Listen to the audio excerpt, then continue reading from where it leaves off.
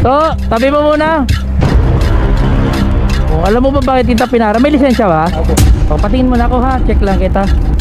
So, kanino nakapangalan to? Kasi, meron tayong batas dyan, kuya.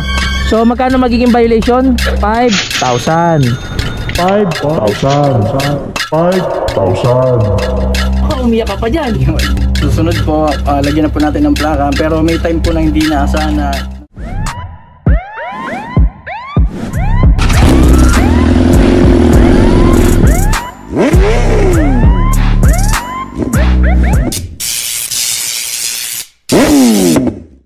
alright, so mga sir and ma'am, nasa Tayuman tayo ngayon, no? Nag-iikot tayo sa Tayuman Street, C2 Road.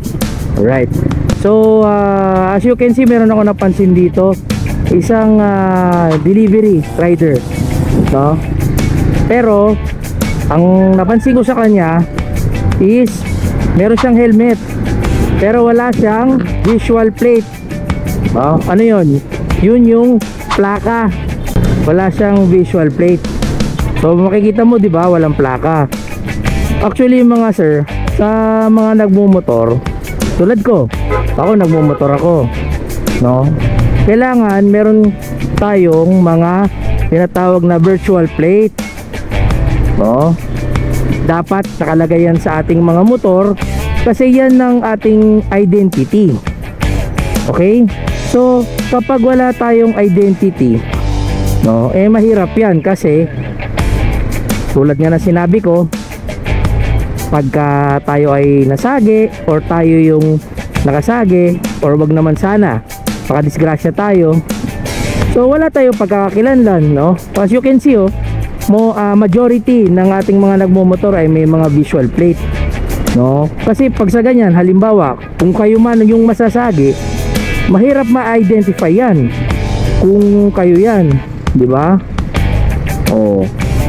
Kita mo tong tatlo, kita mo naman may mga helmet, tapos merong plaka, tapos ito si kuya wala namang plate, di ba? So mahirap yung ganyan, wala siyang pagkakilanlan. So ang gagawin natin is paparahin natin siya, then papaliwanagan natin. Alright, so samahan niyo ako.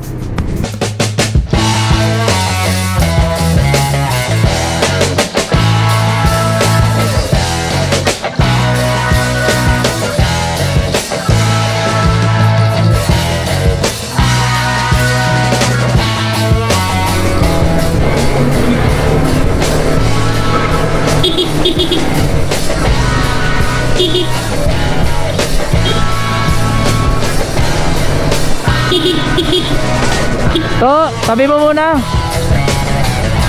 Saan ka papunta, kuya? ito po. Saan? Kaliwa po. Kaliwa. Ano ka ba, may deliver? Wala po. Wala. Alam mo ba bakit kita pinara? May lisensya ba? Opo. Patingin mo na ako ha. Check lang kita.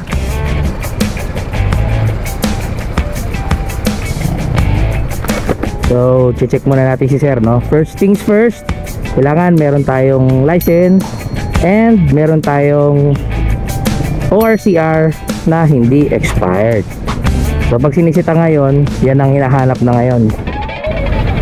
So kanino nakapangalan to? Sa'yo. Personal mo yan? Personal mo? Expired. Kailan ka uli nag-renew? March, ito. Okay. Alright, so kuya, alam mo ba kung bakit kita pinara? Hawakan ko muna tong ORCR mo at saka license mo. Patay mo muna, maandar ba yan? Ganito, alam mo ba kung bakit kita pinara? Bakit? Ano? Ay, sa Plaka. Anong meron sa plaka mo? wala na Nasira? pero nandito po. Bali, pupunta po sa Katangay para hindi po Ng bago po.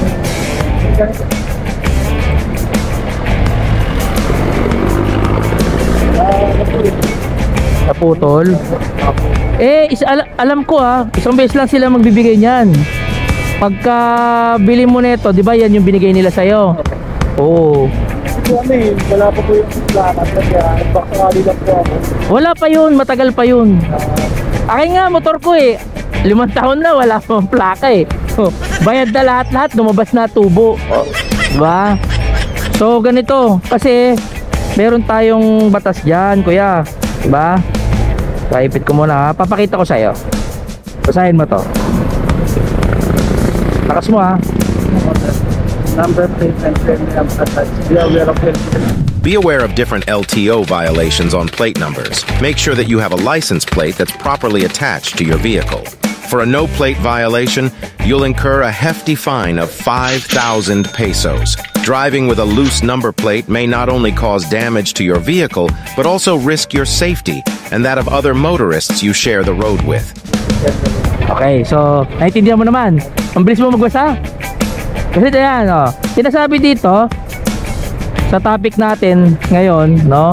Number plate related violation and penalties, katulad niyan. So kapag ka number plate, yung plaka, visual plate, no? Hindi nakakabit or walang nakalagay, katulad niyan. So yan, ngayon, yung nakikita natin ngayon, ganyan. Walang plaka, 'di ba? So magkano magiging violation? 5,000. Yan nakalagay is 5,000. 'Di ba? 5,000 yan. Tapos titigitan ka ngayon 5,000, 'di ba? Mabigat. O, ito pa, isa pa. Sabi sa lista ng list of impoundable violation, DOTC LTO MC 89-105. Sabi dito, the following violations shall cause the impounding of a motor vehicle. O, ano ibig sabihin nun? Sabi sa artikulo section 63, o, nakalagay dyan number 12. Ano nakalagay sa number 12? Driving without a license. Tanong, driving without a license plate ka ba o hindi? Oo, ngayon anong sabi daw pagka driving without a license plate ka? Ikaw ay ma-i-impound. Di ba? Ang bigat. Oh, mai-impound ka ngayon. Tapos matitigitan ka pa ng magkano? 5,000. Di ba? Kaya mahirap magmotor, pagmaneho tayo ng mga ating mga motorcycle nang wala kang plaka. Ako nga, kuya, may plaka ako eh. Diba, may plaka ako. Oh, paano yan? Di matitigitan ka ngayon. For the meantime, sunod ka muna sa akin ha. Hawakan ko muna tong ORCR mo tsaka driver's license mo. Kilala ko yon, si yung binabanggit mo. Sa ano kami? Sa traffic sector tayo ng MPD. Okay, sa bureau tayo, sa bureau. Ay ganon. Wala ka pang pangitay niyan.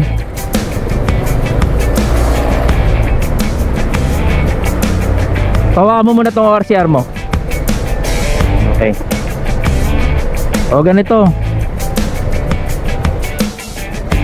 O sunod ka muna sa akin. Hawakan ko muna to ha. Sa akin muna ha. Sunod ka muna sa akin.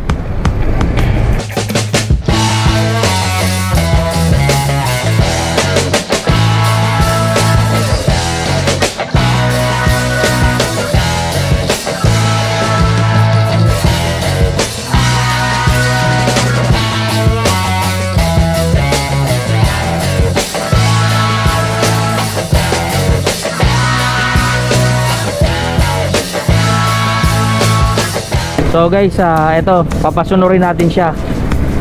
So alam niya na yung kanyang mga karapatan, sinabi na rin natin, no? Then kailangan talaga meron tayong plaka pag tuwing nagmumotor tayo. Kasi hindi pwede yung ganyan, yung mga paikot-ikot sila rito tapos wala silang proper license plates. Kasi walang pagkakakilanlan yan eh, 'di ba?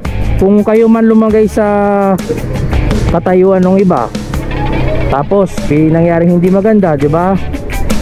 So pangit 'yon, 'di ba? Lalo na kung matatakbuhan tayo. Eh syempre nandito tayo sa Tondo, marami ditong makukulit, 'di ba? Ganda ng sounds nung ano ba to? Sasakyan ng karo pala. Stig Expedition.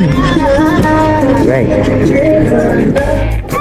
Kuya, saka dito sa Dagupan.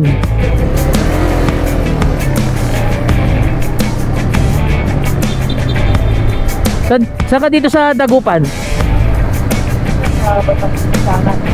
Bandang? Bandang kanan po. Ah, okay.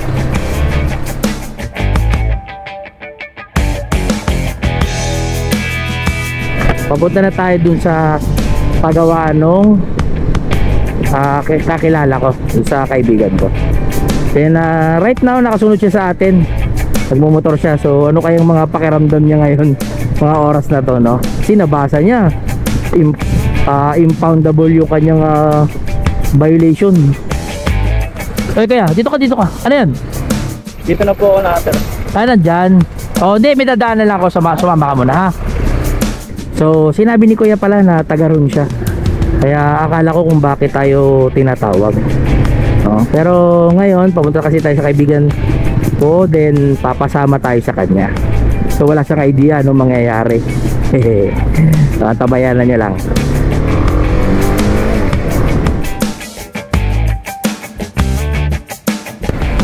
Saan na siya? So dito tayo ngayon sa may Moriones, then kakana na tayo. So may gilid na tayo ng Tutuban.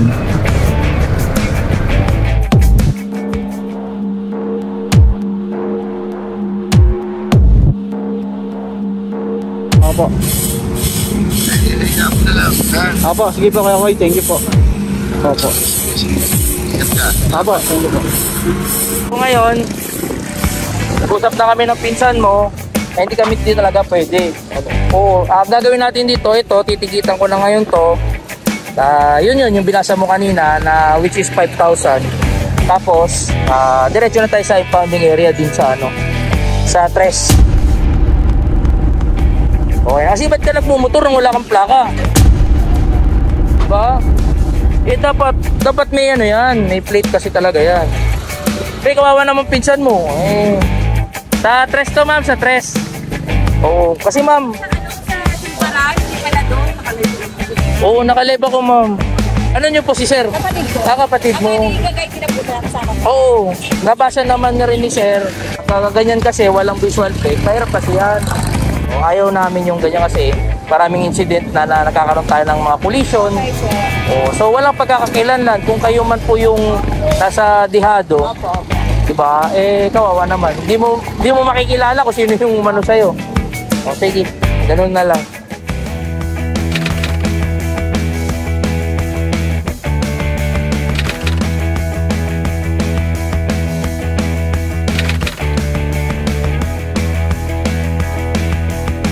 So yan, baka may konti message si Kuya sa inyo. O, diba? Baka umiyak ka pa dyan. Tissue. May tissue ba kayo? Bibigyan mo ng tissue to. Yun nga po, sana susunod po, lagyan na po natin ng plaka. Pero may time po na hindi naasahan na nangyayari po yung senaryo na gano'n, na hindi mo sinasadya, na nasira. Eh, kailangan po, actionan po agad, lagyan po agad. So, kailangan immediately, no? Yes sir, yes sir. So, wag na kayo magpahintay, mahintay na mahuli or masita pa kayo. Diba kasi, sobra laki ng penalty niyan. Okay. Diba? Imagine, titikitan ka ng worth 5,000. Okay. Oh. So, di ka ba nagtataka bakit ganun kamahal? Diba? So, kaya siguro ganun kamahal yun. So, sa ano ko lang siguro, sarili kong perception lang. So, syempre, nasa kalsada kasi tayo, di ba? Yes. Halo na kayo. Di-deliver kayo everyday hanggang gabi. Oh, so, maraming incident na pwede mangyari sa inyo sa daan. Okay. So, wag naman sana makasagi tayo or tayo ang masagi, eh, hindi tayo makikilala. Kasi, alangan naman sabihin nila, ano ba motor mo? Honda, di ba? Opo. Alangan naman sabihin nila, ay, yung Honda na kulay ganito. Eh, ang daming Honda, ilang milyon yun, di ba? Diba? So, yan yung dahilan kung bakit kailangan natin ng visual plate all the time. Okay? Yes sir. So, paano? Yung mga walang plaka dyan, pauli kayo sa akin, ha? Okay? Okay, alright. Ride safe, keep safe, be smart. So, yan. Napalagyan na natin ng plaka. Yan. So, may visual plate na si Kuya. So, Kuya, di ka na mahuli, ha? Approve na yan. Wala na sita. Okay? So, ingat ka. Sige.